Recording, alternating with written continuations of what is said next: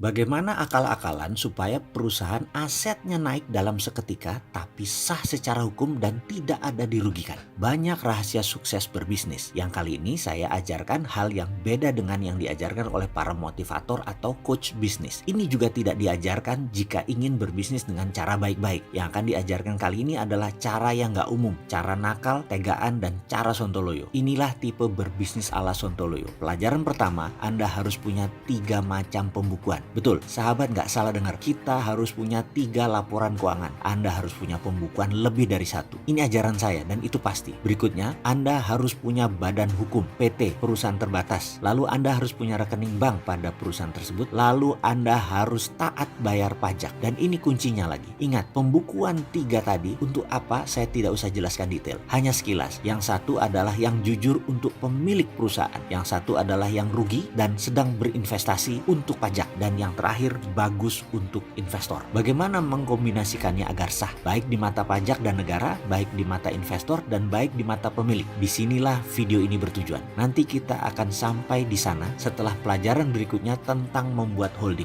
Jadi pelajarannya tentang holding dulu. Holding bisa diciptakan di awal dengan membangun anak usaha atau beberapa perusahaan bergabung menciptakan holding. Saya lebih suka yang kedua karena itu lebih mudah ngakali bank. Saya coba menjelaskan cara membuat holding. Misalnya si A memiliki usaha dengan nilai aset 100, B mempunyai usaha dengan nilai aset sama juga 100, C memiliki bidang usaha yang sama juga nilainya 100. Ketiganya sepakat membuat holding PT ABC. Masing-masing menyerahkan 100 ke PT ABC. Jadi PT Holding ABC nilainya 300 sekarang. Ini adalah akuisisi 100% ke holding. Pembukuan di PT A, Anda memang sudah memiliki 100. Di pembukuan PT ABC, si A juga memiliki 100 atas aset tersebut. Betul, begitu melihatnya ya. Jadi di pembukuan yang berbeda tadi, A asetnya kalau dijumlahkan menjadi 200. Dari PT A 100, dari PT ABC 100. Walaupun aset bernama sama, namun dibaca di buku berbeda. Lalu PT ABC bisakah meminjam bank senilai 200? Jawabannya bisa. Maka uang yang 200 tadi dibuat PT D dan PT E. Aset PT ABC sekarang ditambah dengan PT D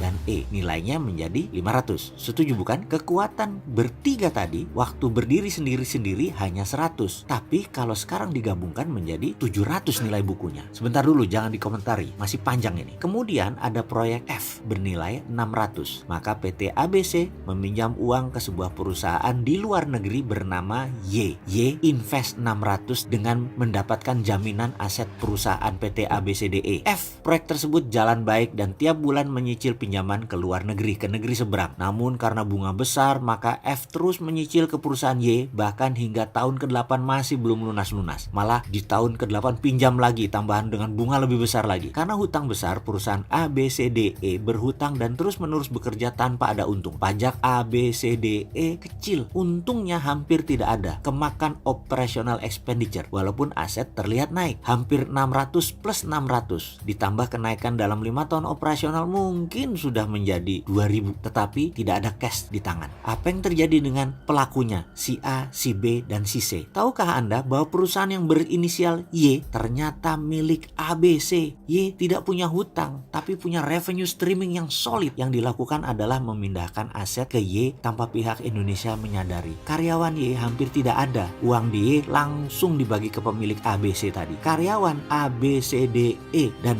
F semua hidup biasa saja yang di Indonesia itu. Perusahaannya pas-pasan aja. Negara ya dapatnya sedikit lah dari pajak. ABC si individu melakukan transfer pembukuan. ABC hidup sangat layak dan kaya raya. Asetnya ada di ABCDE plus F plus Y. Ya begitulah sisi kecil apa yang seorang Sontoloyo lakukan selama 25 tahun berbisnis. Masih belum ada apa-apanya dibanding yang lain dan masih banyak lagi jurus yang disembunyikan. Kalau sudah berani begini dibuka tujuannya satu, artinya Sontoloyo tidak main kayak beginian lagi. Anggap saja ini sebagai magic reveal, membuka tabir teknik sulap agar pesulap menciptakan ilmu baru lagi. Dan kasihan bagi pesulap junior menjadi garing karena ketahuan semua triknya. Begitu juga dunia bisnis akal-akalan. Kita sudah punya trik baru. Maaf ya.